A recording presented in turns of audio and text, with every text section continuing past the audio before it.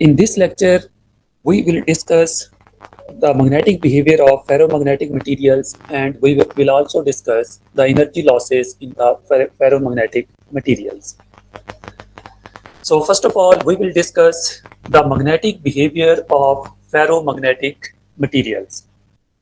So we will discuss in detail what are the ferromagnetic materials, how will be the behavior of ferromagnetic materials. तो इसको हम detail के अंदर इस class के अंदर फेरोमैग्नेटिक मटेरियल का बिहेवियर क्या होता है ये, या हम ये क्लास में डिस्कस क्यों करेंगे, इसकी रीजन क्या है बेसिकली ये। तो इस कॉन्सेप्ट को आज हम क्लास के अंदर डिटेल में इसको हम डिस्कस करेंगे। इसका कॉन्सेप्ट सब स्टूडेंट को क्लियर होना चाहिए क्लास के एंड में ये। अगर आपको कोई भी क्वेश्चन, कोई कंफ्यूजन हो क्लास के अंदर, किसी भी पॉइंट के अंदर कोई चीज क्लियर ना हो, तो आप किसी भी पॉइंट के अंदर क्वेश्चन करके उसको क्लियर कर सकते हैं ये। तो हमारा आज की क्लास का मेन ऑब्जेक्टिव ये होगा कि ये टॉपिक हमें क्लियर होना चाहिए। उसके बाद हमसे कोई भी क्वेश्चन इसके रिलेटेड करे तो उसका टू द पॉइंट हमें उसका आंसर पता होना चाहिए कि ये ऐसा बिहेवियर है तो क्यों है, उसकी रीजन क्या है, उसकी रीजन हमें पता होनी चाहिए। So as we have already discussed in the previous class, the permeability of ferromagnetic materials is very high, up to 6000 times the permeability of free space. तो इसको हमने प्रीवियस क्लास के अंदर हमने डिटेल में डिस्कस किया था कि हमारे पास जो फेरोमैग्नेटिक मटेरियल्स होता है उसकी परमेबिलिटी क्या होती है, 6000 टाइम्स ज्यादा होती है as compare to free space. तो इस पॉइंट को हमने डिटेल में प्रीवियस क्लास में हमने डिस्कस किया था ये। इसके बाद हमने, इसके अलावा हम प्रीवियस लेक्चर में हमने 2 एग्जांपल भी क्लास में सॉल्व की थी। Let's suppose this is the example number 1। So in this example we have assumed that the relative permeability of this example of this core is 2500। तो जब हमने एग्जांपल नंबर 1 सॉल्व की थी, इसके अंदर हमने अज्यूम किया था ये कि जो हमारे पास रिलेटिव परमेबिलिटी है वो हमारे पास उसकी वैल्यू क्या गिवन थी, 2500। तो ये हमने जब इस एग्जांपल को हमने सॉल्व किया था तो उसके अंदर हमने इस परमेबिलिटी की वैल्यू को कांस्टेंट लिया था जब हमने इसकी कैलकुलेशन की थी। तो आई होप इस एग्जांपल के अंदर हमने जो परमेबिलिटी यूज की थी उसकी वैल्यू कांस्टेंट थी, उसको यूज करके हमने कैलकुलेशन की थी। तो आई होप ये एग्जांपल सबको क्लियर हो गई इसमें। Yes, sir. Okay, after this we have solved the example number 2. In this example, we are assuming that the magnetic permeability of the relative permeability of the core is 4000।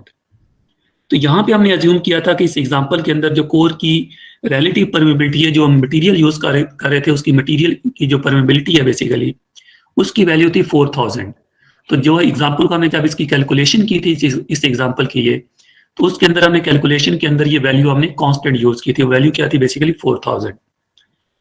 अब ये example को हमने दोबारा यहाँ पे मैं डिस्कस इसलिए कर रहा हूँ, इसकी मेन इशू ये या मेन प्रॉब्लम ये हमारे पास, तो इस पॉइंट के अंदर ये होता है कि कभी भी हमारे पास किसी भी मटेरियल की परमेबिलिटी कांस्टेंट नहीं होती है।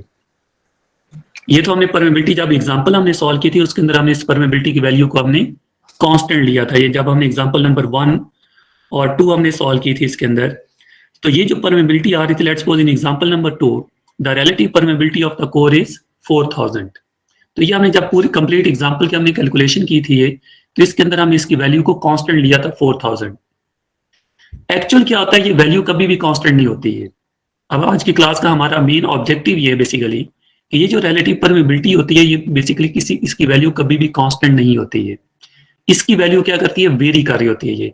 तो इस कॉन्सेप्ट को आज हमने क्लास के अंदर डिटेल में डिस्कस करना है कि हमारे पास फ्री स्पेस के अलावा कोई और मटेरियल है उसकी परमेबिलिटी कभी भी कांस्टेंट नहीं होती, उसकी परमेबिलिटी क्या होती है, वेरी कर रही होती है ये। वो वेरी कैसे करती है, क्यों करती है, उसकी रीजन क्या होगी बेसिकली, इसको आज की क्लास के अंदर हम डिटेल में डिस्कस करेंगे ये। सो आई होप कि आपको सबको ऑब्जेक्टिव नंबर 1 आज की क्लास का क्लियर होगा कि ऑब्जेक्टिव नंबर 1 क्या होगा इसके अंदर ये। Yes sir. तो आज का जी सर परमेबिलिटी का एक बार बता दें होता क्या है सर, छोटा सा रिकैप दे दें सर। ओके। परमेबिलिटी हमारे पास बेसिकली क्या होती है कि हमारे पास हमने बेसिकली एक सब्सटेंस में से मैग्नेटिक फील्ड को पास करना होता है। अगर हम इन जनरल वर्ड में देखें तो लेट्स सपोज कि हमारे पास ये core, let's suppose as you can see in this core, तो ये कोर क्या एक सब्सटेंस है हमारे पास। तो हम चाहते हैं कि इसके अंदर मैग्नेटिक फील्ड क्या करें, इजीली पास करें ये। तो हमारे पास वो सब्सटेंस जिसके अंदर मैग्नेटिक फील्ड इजीली पास कर सकें तो उसकी परमेबिलिटी हाई होती है। अगर परमेबिलिटी की वैल्यू हमारे पास काफी ज्यादा आ रही है ये, तो वो ये शो करेगा कि वहां पे उस सब्सटेंस में से मैग्नेटिक फील्ड इजीली पास कर सकती है ये। परमेबिलिटी का मीनिंग ये होता है ये। अगर परमेबिलिटी की वैल्यू 0 आ रही तो 0 का मीनिंग ये होता है कि उसके अंदर कभी भी मैग्नेटिक फील्ड पास नहीं कर सकती है। तो इसलिए हमने ये ट्रांसफार्मर के अंदर या कोई मशीन है वहां पे हम ऐसा मटेरियल यूज करते हैं कि उसके अंदर मैग्नेटिक फील्ड क्या करें, इजीली क्या करें, उसमें से पास कर सकें ये। तो अगर परमेबिलिटी हमें ये बताती है, अगर परमेबिलिटी की वैल्यू काफी हाई है, जिस तरह यहाँ पे इस एग्जांपल में देखें तो यहाँ पे रिलेटिव परमेबिलिटी की वैल्यू क्या है हमारे पास 4000, इसकी परमेबिलिटी की वैल्यू हाई है, इट मींस कि यहाँ पे मैग्नेटिक फील्ड इजीली पास कर सकती है ये। जिस हम फ्री स्पेस की एग्जांपल ली थी हमने, फ्री स्पेस की परमेबिलिटी क्या होती है बेसिकली 4 पाई मल्टीप्लाई 10⁻⁻⁷। तो अगर हम उसको पॉइंट में कन्वर्ट करें तो 0.000 समथिंग वैल्यू है ये। तो फ्री स्पेस की किंग में परमेबिलिटी कम है हमारे पास, तो ये शो करते हैं कि वहां से मैग्नेटिक फील्ड पास नहीं कर सकती। तो ये जस्ट एक बेसिक कॉन्सेप्ट था, तो इसको हमने लास्ट क्लास में डिस्कस किया था ये। तो सर ऐसे कोई फिजिकली एक सब्सटेंस को या कोई मटेरियल एग्जिस्ट करता है जिसकी परमेबिलिटी 0 हो? देखिए 0 हमारे पास जस्ट एयर की होती है, इसलिए हम इसके अलावा कोई भी मटेरियल हम यूज करेंगे उसकी परमेबिलिटी 0 नहीं होती है। तो सर एयर के केस में हम फ्री स्पेस यूज करते हैं, वो तो यूनिट यूज करते हैं। हाँ फ्री स्पेस, क्योंकि इसके अलावा कोई मटेरियल हम यूज करें, कोई ऐसा मटेरियल उसकी परमेबिलिटी 1 तो हो सकती है, लेकिन 0 कभी भी किसी की परमेबिलिटी 0 नहीं होती है। कोई भी ऐसी सब्सटेंस ऐसा मटेरियल नहीं है कि जिसकी परमेबिलिटी क्या हो हमारे पास 0 है। ये कम से कम किसकी परमेबिलिटी है, वो फ्री स्पेस की है ये। तो फ्री स्पेस की क्या परमेबिलिटी, वो भी अप्रोक्सीमेट 0, एग्जैक्ट 0 नहीं है बेसिकली। इसके अलावा कोई भी ऐसी सब्सटेंस नहीं है कि जिसकी परमेबिलिटी क्या हो 0 हमारे पास। इसलिए हम जब ट्रांसफार्मर या बाकी मटेरियल हम डिजाइन करते हैं ये, तो वहां पे ऐसा मटेरियल यूज करते हैं जिसकी हमारे पास परमेबिलिटी की वैल्यू क्या हो, हाई हो ये, ताकि वहां से मैग्नेटिक फील्ड इजीली पास कर सके ये। तो ये हमारा एक बेसिक ऑब्जेक्टिव है आज की क्लास का ये। सर ये फ्री स्पेस की भी और ये वैक्यूम सेम चीज होता है मतलब सर? जी फ्री स्पेस के अंदर मैं इसको एक्सप्लेन कर देता हूँ आपको ये। So as we have already discussed, the permeability of ferromagnetic material is very high, up to 6,000 times the permeability of free space. So as we know, the permeability of free space is mu naught is equal to 4 pi multiply 10⁻⁻7 Henry per meter. So as we know, the permeability of the free space is basically equal to 4 pi multiply 10⁻⁻7. is approximately equal to 0.000 something value. So this is the permeability of free space. The permeability of any other material is called relative permeability. Just let's suppose the material is steel. So in case of steel, the permeability of the steel is called relative permeability. The permeability of any other material as compared to free space is called relative permeability. तो free space के अलावा किसी और जो material हम use करेंगे, steel हम use कर रहे होते हैं या आयरन हम यूज करेंगे, उसकी जो मटेरियल की परमेबिलिटी है उसको हम नाम देते हैं relative permeability. So the relative permeability of the steel is from 2000 to 6000 time more as compare to free space permeability. तो ये हमें स्टील और आयरन की जो परमेबिलिटी है हमें ये शो कर रही है यहाँ पे ये कि यहाँ इसकी परमेबिलिटी की वैल्यू क्या है हमारे पास ज्यादा as compare to free space. तो जब परमेबिलिटी की वैल्यू जितनी ज्यादा होगी तो इट मीन्स कि वहां से मैग्नेटिक फील्ड इजीली पास कर सकती हैं ये। तो इसलिए हम जो हमारे पास ट्रांसफार्मर हम डिजाइन करते हैं उसके अंदर जो मटेरियल हम यूज कर रहे होते हैं ये, तो वो मैक्सिमम जो मटेरियल होता है बेसिकली स्टील होता है। स्टील हम क्यों यूज कर रहे होते हैं ये, क्योंकि स्टील की परमेबिलिटी की वैल्यू क्या होती है, ज्यादा होती है। जिसकी परमेबिलिटी ज्यादा हो वहां से मैग्नेटिक फील्ड इजीली पास कर सकती है ये। तो ये एक बेसिक हमारा कॉन्सेप्ट है बेसिकली ये, कि हम कोई ऐसा मटेरियल यूज करें कि यहाँ से मैग्नेटिक फील्ड क्या करें, इजीली पास कर सकें ये। तो वो जो मटेरियल की परमेबिलिटी उसको हम नाम देते हैं रिलेटिव परमेबिलिटी। जी जी सर ये जो आप स्टील की बात कर रहे हैं, तो स्टील के थ्रू तो स्टील तो परमानेंट मैग्नेट बन जाता है अगर उसको यूज किया जाए तो। देखिए परमानेंट जो मैग्नेट होता है इट मींस कि वो मटेरियल जो मैग्नेटिक फील्ड हमारे पास वहां पे क्या ऑटोमेटिकली जनरेट हो या पहले से वहां पे एग्जिस्ट करेंगे। तो सर स्टील के थ्रू अगर मतलब इर्द गिर्द करंट को पास किया जाए वो तो परमानेंट मैग्नेट बन जाता है। देखिए वो जो स्टील हम यूज करते हैं इसके अंदर हमारे पास जो परमानेंट मैग्नेट एग्जिस्ट करता है, जो आप इसकी बात करें तो परमानेंट मैग्नेट को हम क्या करते हैं बेसिकली कैंसिल आउट करते हैं इसके अंदर। लेट्स सपोज कि हमारे पास यहाँ से ये core, let's suppose as you can see in this core, यहाँ पे ये हमारे पास स्टील है, let's suppose this is the steel. तो यहाँ पे हमारे पास क्या होगा कि जो परमानेंट मैग्नेट का मीनिंग ये होता है कि इसके अंदर पहले से हमारे पास मैग्नेटिक फील्ड एग्जिस्ट करेंगे। तो अगर यहाँ पे लेट्स सपोज कि हमारे पास मैग्नेटिक फील्ड की वैल्यू है 0.01, 0.01 तो यहाँ पे हमारे पास क्या होगा कि जो परमानेंट मैग्नेट का मीनिंग ये होता है कि इसके अंदर पहले से हमारे पास मैग्नेटिक फील्ड एग्जिस्ट करेंगे। तो अगर यहाँ पे लेट्स सपोज कि हमारे पास मैग्नेटिक फील्ड की वैल्यू है 0.01, 0.01 तो let's suppose this is the permanent magnet, क्योंकि पहले से मैग्नेटिक फील्ड इसके अंदर क्या कर रही है, एग्जिस्ट कर रही है। तो हम क्या करते हैं, इसके ऑपोजिट क्या करते हैं, इसको करंट अप्लाई करते हैं। जब ऑपोजिट करंट अप्लाई करेंगे ऑपोजिट मैग्नेटिक फील्ड जनरेट होंगी। Let's suppose the opposite magnet, the value of the opposite magnetic field is -0.01। So these will be cancel out. जब ये कैंसल आउट होंगे उस केस में हमारे पास यहाँ पे ओवरऑल इफेक्ट क्या आ जाएगा, इसका 0 आ जाएगा। ये जो परमानेंट ठीक मैग्नेट सर। क्रिएट होता है, इसको हम डिटेल में आज क्लास के अंदर ये डिस्कस करेंगे, ये क्रिएट कैसे होता है या इसको हम इलिमिनेट कैसे करते हैं। तो ये बेसिकली आज क्लास का हमारा ऑब्जेक्टिव यही है। ठीक है, okay sir. okay. So the definition of the relative permeability is the permeability of any other material as compared to the permeability of free space is called relative permeability. So let's suppose in case of steel, the value of the relative permeability is from 2000 to 6000 times more as compared to free space. The permeability of the free space is constant. तो जब हम free space की बात करते हैं तो free space की permeability की वैल्यू हमारे पास क्या होती है, कांस्टेंट। इसके अलावा जो भी हमारे पास मटेरियल होते हैं उसकी कभी भी परमेबिलिटी की वैल्यू कांस्टेंट नहीं होती है। ये पॉइंट सब स्टूडेंट को क्लियर होना चाहिए। ये the permeability of the free space is only constant, the permeability of any other material does not constant. उसकी रीजन हमने डिस्कस आज करनी कि वो कांस्टेंट क्यों नहीं होती।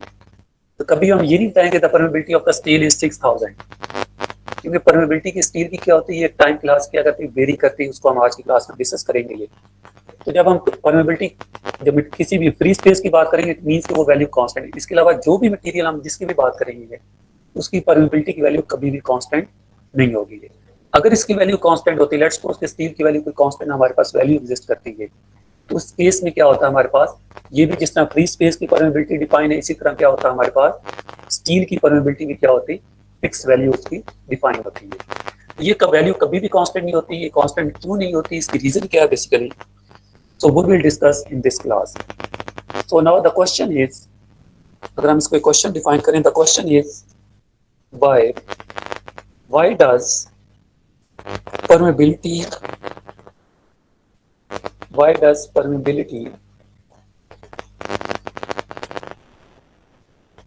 not constant of any other material as compared to free space? Free space के अलावा किसी और मटेरियल की परमेबिलिटी कांस्टेंट क्यों नहीं होती, उसकी रीजन क्या होती है ये? क्योंकि जब हम कांस्टेंट की बात करें इट मींस कि उसकी फिक्स वैल्यू होती है। तो जब हम स्टील की बात करते हैं तो स्टील की कभी भी कोई फिक्स वैल्यू नहीं होती। क्यों नहीं होती, इसकी रीजन क्या है बेसिकली? तो आज की क्लास का, so this is our main objective of this class. आज हम इस क्लास के अंदर मेन लर्न क्या करेंगे बेसिकली, कि हमारे पास जो परमेबिलिटी की वैल्यू होती है वो जस्ट फ्री स्पेस की कांस्टेंट होती है। अगर कोई मटेरियल हम यूज करें उसकी परमेबिलिटी कांस्टेंट नहीं होती, क्यों नहीं होती, उसकी रीजन क्या है बेसिकली, उसको आज की क्लास के अंदर हम डिटेल में डिस्कस करेंगे। जिस अभी हमने एग्जांपल सॉल्व की, जो प्रीवियस हमने डिस्कस भी किया था ये। So in example number 1 we basically take the value of the relative permeability mu r is equal to 2500, and example number 2 we have taken the value of relative permeability mu r is equal to 4000। ये हमने value यहाँ पे constant ली है। आप इसके अंदर सबसे बड़ा ड्रॉप है क्या, कि ये वैल्यू हमने क्या ली यहाँ पे कांस्टेंट ले के हमने क्या किया, इस एग्जांपल को हमने सॉल्व किया ये, जो कि एक्चुअल में ये परमेबिलिटी की वैल्यू कभी भी कांस्टेंट नहीं होती है। इसको आज हम क्लास में डिस्कस करेंगे। सो आई होप कि आप सब स्टूडेंट को क्लास का ऑब्जेक्टिव क्लियर होगा कि आज की क्लास का हमारा ऑब्जेक्टिव नंबर 1 क्या है। क्लास के एंड के अंदर हम इस ऑब्जेक्टिव को क्या करेंगे, अचीव करेंगे। कुछ न्यूमेरिकल प्रॉब्लम भी सॉल्व करेंगे, प्रॉब्लम के थ्रू हम इसको वेरीफाई करेंगे। So as we know, as we have already discussed, the magnetic flux density is basically equal to B is equal to mu into magnetic permeability time magnetic intensity. So magnetic flux density is basically equal to magnetic permeability time magnetic field intensity. B means magnetic flux density, mu is the magnetic permeability, and H is the magnetic field intensity. So as we know, magnetic permeability is basically equal to relative permeability times free space permeability. So we can calculate the value of magnetic permeability by using this formula. So mu r is basically the permeability of the material. Mu naught is the permeability of the free space. तो इसको use करके हम क्या कर सकते हैं, magnetic permeability की value को कांस्टेंट कर सकते हैं। सो आई होप कि ये आपको फार्मूला सब स्टूडेंट को क्लियर हो, और ये भी हमने ऑफलाइन क्लास के अंदर डिटेल में इसको डिस्कस किया था ये। So the next one is Ampere law. As we know, according to Ampere law, magnetic field intensity times length is basically equal to number of turn times current. अगर हम current को total number of turns multiply करें तो इस ampere law में क्या define कर रहा है basically the relationship between magnetic field intensity and the current is directly proportional when the value of the current will increase then the value of the magnetic field intensity will increase according to Ampere law. तो Ampere law ने हमें ये define कर दिया कि current और H का relation क्या है बेसिकली डायरेक्ट है ये. So the value of the H is basically equal to Ni over Lc. The relationship between magnetic field intensity and the length of the core is inversely proportional. When the length of the core will increase, then the value of the magnetic field intensity will decrease. So this is the Ampere law. So as we have already discussed the concept of Ampere law, how can we calculate the value of the magnetic field intensity of any core? So as you can see in this core, this is the core, and this is the accumulative length or mean length, and this is the area of the core. So as we have already discussed in the example number 1 and 2, how can we calculate the area of any core? So this is the basic overview of the previous lectures. Now the question is, why does permeability not constant of any material as compared to free space? तो अब हम इस question को discuss करते हैं कि हमारे पास किसी भी मटेरियल की परमेबिलिटी कांस्टेंट क्यों नहीं होती, उसकी रीजन क्या होती है ये. तो ये आपको क्लास के एंड के अंदर ये ऑब्जेक्टिव आप सब स्टूडेंट को अच्छी तरह क्लियर होना चाहिए. ठीक है, तो आई होप कि अगर आपको ऑब्जेक्टिव सब स्टूडेंट को क्लियर है, अब हम इस ऑब्जेक्टिव को अचीव कैसे करेंगे उसको स्टेप बाय स्टेप हम इसकी कैलकुलेशन करेंगे, उसके बाद हम इसकी एग्जांपल सॉल्व करेंगे, उसके बाद आपको ये ऑब्जेक्टिव सब स्टूडेंट को अच्छी तरह क्लियर होगा.